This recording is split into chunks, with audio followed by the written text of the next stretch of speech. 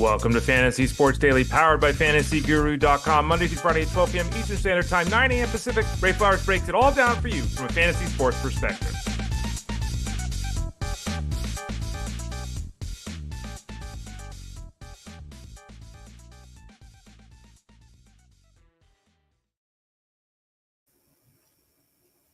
Hey there, everyone. Ray Flowers at FantasyGuru.com. My face did not turn into a baseball. Long explanation. I'll be happy to give it to you here in a brief moment. Just want to let everyone know we are going to have a truncated show today. I will explain why. I'm on a backup computer. Things are crazy over at the Flowers household, but I wanted to jump on here and spend a couple of minutes at least talking to you through what's going on. Again, I'm Ray Flowers. Follow me on Instagram, Threads, Blue Sky, Twitter, X, all of those places at the Ray Flowers. I hope the audio is good here. I couldn't get on my backup laptop, the computer, to integrate with the program to use the camera. So you're looking at a baseball, but at least I think the audio is working, so you should be able to hear me. What is going on here? Well, Fantasy Sports Daily, powered by FG, is Monday through Friday at 12 o'clock Eastern Standard Time. We go about an hour from 2 to 5 p.m. Eastern Standard Time. An hour after this show ends, you want to turn over to SiriusXM Fantasy Sports Radio. If you do that, we can have a lot of fun because that's the Jeff Mann Show. And Jeff Manns has me on Tuesdays and Wednesdays. So I'm not here Tuesdays and Wednesdays. Why am I not here Tuesday and Wednesdays? Because I'm over there, right? But don't worry. Justin Frenchman's here with you on Tuesdays and Wednesdays. So we're here Monday through Friday, 12 o'clock Eastern Standard Time. Jeff is Monday through Friday at 2 to 5 on SiriusXM. I'm here Monday, Thursday, Friday. I'm there on Tuesday and Wednesday. Let me throw up on the screen what we were going to do today. We don't have time to get through this all. Here's the real issue. Everyone, if you don't know what BitLocker is, find out. BitLocker. If you have a Microsoft computer, you need to find out what your BitLocker code is. It's a 48-character code that if you get locked out of your computer for whatever reason, like there's a power surge, there's a mistake with the computer, something, you need your BitLocker code. So do a search, figure out how to find your BitLocker code. You sign into your Microsoft account. You hear your Microsoft account, all that kind of stuff. I didn't know what this was until yesterday. The bottom line is it's really important because my computer went completely. Microsoft updated. This happened to coworkers of mine too. This is the update from the other day. Microsoft updated my computer and my computer blew up. It didn't blow up. It didn't catch fire or anything like that, but it just doesn't work. Luckily, I've got, my form of the Geek Squad. Lenovo has been terrific thus far. I have Lenovo products in the home, so I'll be happy to report back why that is. How they did in the furtherance of this. But the bottom line is that the Lenovo customer service has been great. They're sending a tech out today. The tech is supposed to be here during the recording of the show. They're going to hopefully replace the motherboard. Hopefully we can put this BitLocker code in, and hopefully I won't lose all my hard drive information. That's the hope. So everyone send positive thoughts to Ray Flowers out there. I really need it. There's a lot of information. I back up everything every 2 weeks. I was going to back things up today. So I don't have anything that I've done the last 2 weeks. So please keep your fingers crossed and hope that things can get back to normal here on the show on Monday. Hopefully that's the case. Again, the text coming out today to hopefully replace everything. Send me your positive vibes. As you can see there on the screen, we're going to talk about an awful lot of things. Let's just go through it quickly. The draft guide is available over at FantasyGuru.com. All of the rankings are now available. Go to FG. Scroll down on that homepage, find the blue section in the middle of the page, click on View MLB Draft Guide. That's the homepage. Bookmark that. We add all the articles to it. I didn't even get a chance to see here if the article's up for today. Let's do a little recon here and see if it did. Hopefully the article went up for today. It did. Players to avoid hitters. So it is up. So that's good. I was able to load in a couple of articles that I did have access to. So we should be good to go for the next couple of days. Got to keep that promise going, right? Got to keep that promise of having a new article every single day going. Hopefully we're able to keep that even though I'm having all this computer issues. Players to avoid hitters is up right now. We'll actually have a couple of podcasts out this weekend. So for those of you, in the podcast zone, look for those. We'll have a tiering podcast as well as an auction podcast. So those both will be available over at FantasyGuru.com. But the product continues to grow on a daily basis. We continue to add articles on a daily basis. We update the rankings as needed over at FantasyGuru.com. If you have any questions, send an email to support@FantasyGuru.com, support@FantasyGuru.com. As you can see there on the screen, we have a huge announcement. The announcement was so big it exploded my computer. No, that's not what happened. But we have a huge announcement coming up next week.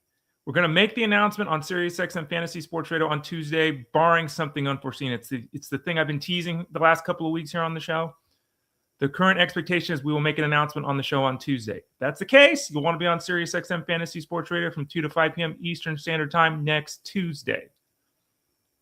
And then on Wednesday, we'll talk about it here. So don't worry, if you don't have SiriusXM, you'll still be able to find out what we're talking about here. But we're going to break the news on Tuesday next week. Probably means we'll do, maybe Justin will do it Wednesday here. If not, I'll do it Thursday next week. But really exciting. Some news that I think you're going to like.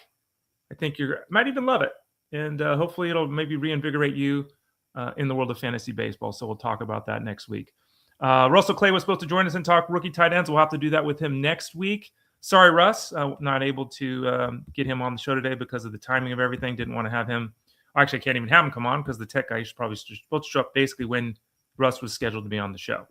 So let's talk about a few news stories here and blast through them real quickly. I've got about 10 minutes here. Not enough time to do a full show. But again, after not being able to do the show yesterday as I was scrambling, trying to save my life and figure out what the hell was going on with everything, wanted to do a little bit today. Okay, Nick Castellanos is a free agent. You probably heard this storyline. He did not like being coached by players that didn't play in Major League Baseball. That apparently is one of the things that came out. He had a real problem with his head coach. So the Phillies just said adios. They're paying him $20 million to go away. Whoever signs Castellanos, and he is now a free agent to sign with any team in baseball, whoever signs Castellanos can sign him for the Major League minimum. So the Phillies basically, bottom line is Phillies are going to be paying $19+ million to this guy to play for somebody else. They just want to get rid of him. Still an effective offensive player, though. All the things he did last season, the problems in the clubhouse, someone's going to give him a chance and he'll play every day. That's fully the expectation at this point. But your team may or may not want this guy. And if your team gets this guy, it may or may not be a good thing. We'll continue to follow that storyline.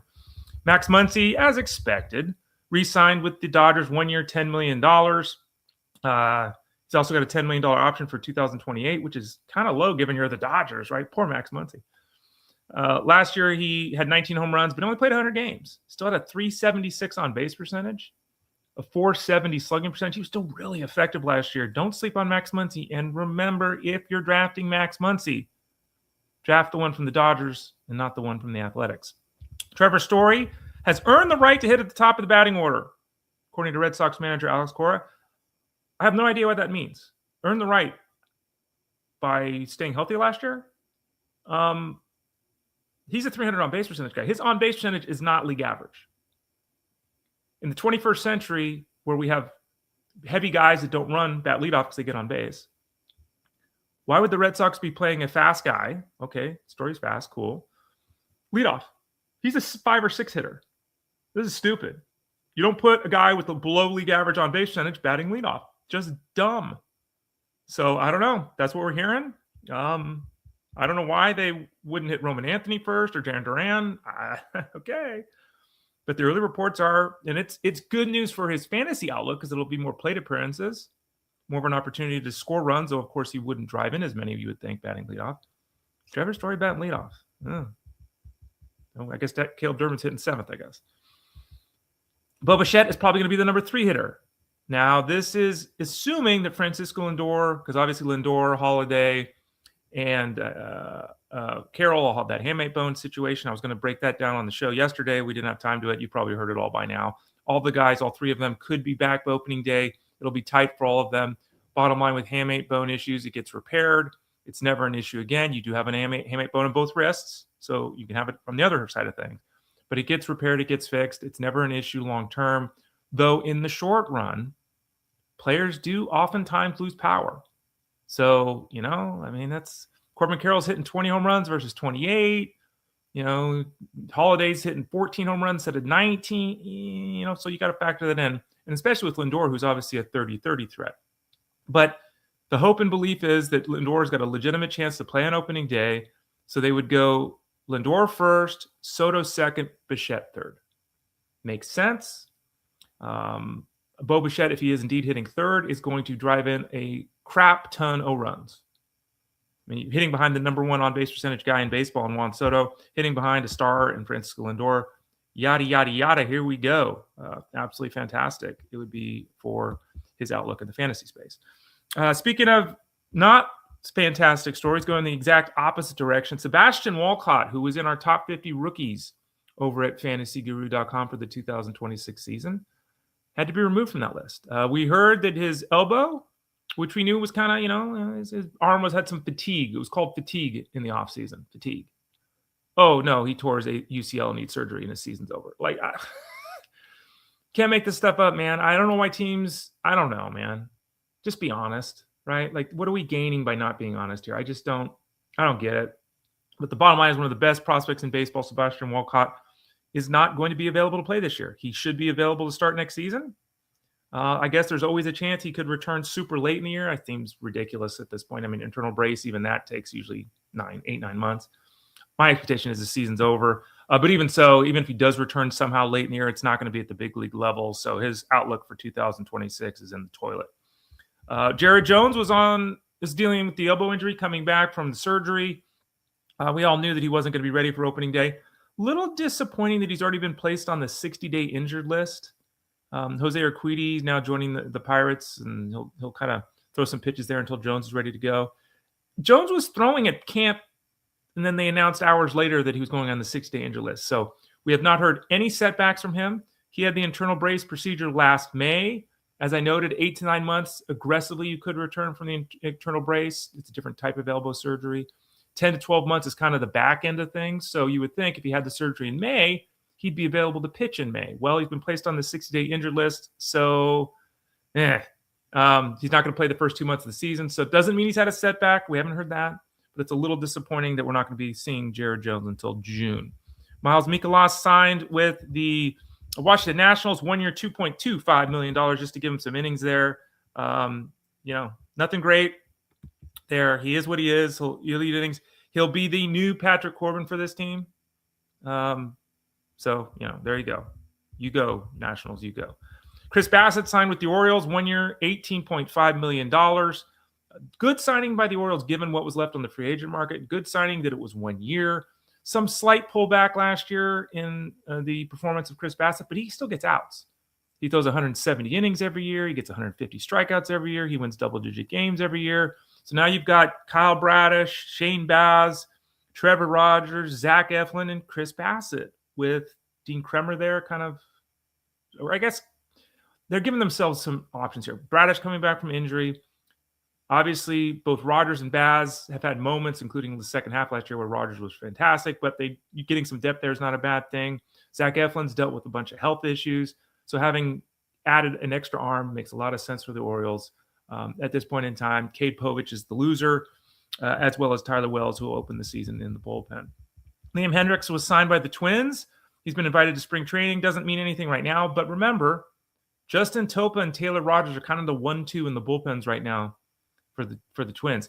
If Hendricks is healthy, and again, he hasn't even thrown 20 innings the last, I think, 3 years because of arm issues, because of health concerns away from the field. But he's been invited to spring training. There's a chance Liam Hendricks could get saves for the Twins this year. There's a chance he leads his team in saves. Kind of the same thing I said when they signed Taylor Rogers. So the Twins are kind of just throwing it all in the hopper, and we will see who the Twins closer is based upon how things go in spring training. Cam Schlittler, who's dealing with a little bit of an issue in his back, is supposed to be okay. He felt a tweak. They're going to pull him back a little bit. He's going to be behind other pitchers in camp. He'll avoid throwing off the mound, but he'll continue to throw on flat ground. They're still hopeful he's ready for the start of the regular season with Schlittler. We'll see, but that's where they're at right now. Sometimes this goes well. Sometimes this obviously does not go well. Going back to the bullpen, the Rangers are going to go Robert Garcia, maybe Chris Martin. We're not really sure who's the closer for the Rangers. Both guys were mentioned there. Alexis Diaz was also noted. They did sign him in the offseason. So all three of those guys, Garcia, Martin, and Alexis Diaz.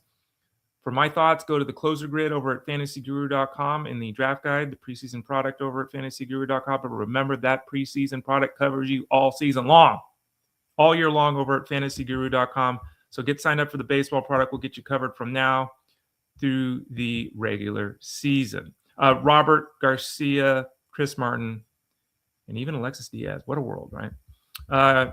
Kirby Yates or Robert Stephenson? Well, I'm kind of thinking it's Kirby Yates at the moment, but again, more of that on the closer grid over at FG. But Robert Stephenson has got an elbow issue. He's about a week behind the other pitchers at this point, which I think is laughable. Relievers throw the ball 20 pitches every 2 or 3 days. Like, come on. Like, what? Come on, man. Like, I remember back when I was 16 years old, I could take a day off and come back and throw 70 pitches. Like, you can't throw 20 pitches. Like, I don't know how you're behind a week, but he's a week behind. There is time for him to get ready. Stephenson didn't pitch in 2024 and only made, I think, 10, 12 appearances last year. Very good and very effective. Maybe more talented than Kirby Yates, but right now it's just so tough to trust Stephenson to be on the field. So Kirby Yates is the current leader for the Angels to be their closer. Doesn't mean that's the way it's going to play out. Again, we'll have to watch how things go in spring training. The Diamondbacks signed former closer Paul Sewald. They're hoping to get back Martinez at one point in the middle of the season, Puck at some point in the middle of the season. Sal Frank got hurt the other day. He's done for the year. Their bullpen's a disaster. Everyone's hurt. So Paul Sewald was signed. We'll see how that situation plays out. He could end up with some save opportunities this year too. Yeah, Paul Sewald, the 35-year-old righty we haven't talked about in forever. Josh Hader. Yeah, okay. I don't know what's going on with Josh Hader. He's behind everyone else. It was his shoulder last year. Then there was biceps inflammation. There was an MRI. They ran an MRI, which isn't great. If you're running an MRI, you think that maybe we're checking to see what is wrong. Bottom line of Josh Hader right now, today, it's being said he's a couple of weeks behind everyone else. So there is a chance Hader is ready for opening day. I mean, again, he's throwing 20 pitches every 3 games. This guy throws 58 innings a year, and he can't. Don't get me started on Josh Hader. He could be ready for opening day. He may not. We'll just have to wait and see how that plays out. Huge storyline, though. You can't be spending that pick in the 4th, 5th round to take Josh Hader now. It just doesn't make any sense at this point in time on the calendar. And then finally, Jesus Sanchez was traded from the Astros to the Blue Jays for Joey Looperfido. Looperfido goes back to Houston, which is hilarious. The Blue Jays acquired Jesus Sanchez, and according to the beat writers I was reading this morning, they seem to think they got an all-star. I'm not quite sure what that means. I don't quite know. It's got a little bit too far there.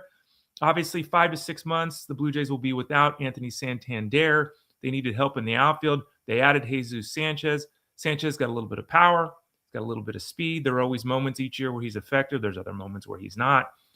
Sanchez should play against most right-handed pitching for the Blue Jays. He should be on the bench against most left-handed pitching for the Blue Jays. He's really an AL-only option, a pretty solid one at this point. In mixed leagues, you're 6th, 7th outfielder if you want to go for it. You're in a 15-team mixed league. Okay, that kind of thing. But don't get ahead of yourself there. He's a solid guy, but he's let us down many times in the past, and he very well could this season. Okay, so again, apologize to everybody. Sorry about the truncated show. We'll hope to have everything back on Monday, have the video working, have the audio working, have the damn computer working. Send me those positive vibes. I could really use it here. But I wanted to do something today after not being able to do the show yesterday. Remember, we're going to have podcasts out this weekend on the tiering model. What is the tiering model when you're drafting, and why should you care? That podcast will go up over at fantasyguru.com. You do an auction for the first time? How do you do it? You've done an auction for years. You want some help with doing it better. The auction podcast should be available as well this weekend. And today, remember, we threw up an article, players and hitters to avoid. Let me make sure I got that. Players to target, hitters, players to avoid, pitchers. So we've got both of those articles up right now. And in theory, if everything goes well, we'll start diving into ADP next week in articles over at fantasyguru.com. Fingers crossed that becomes a reality. All right, everybody, head over to FG, get signed up, click that subscribe tab in the top right corner. Remember, we've got all the products available, including the MVP plan. Everything we do besides football and baseball, that is the MVP plan. Get signed up for that product.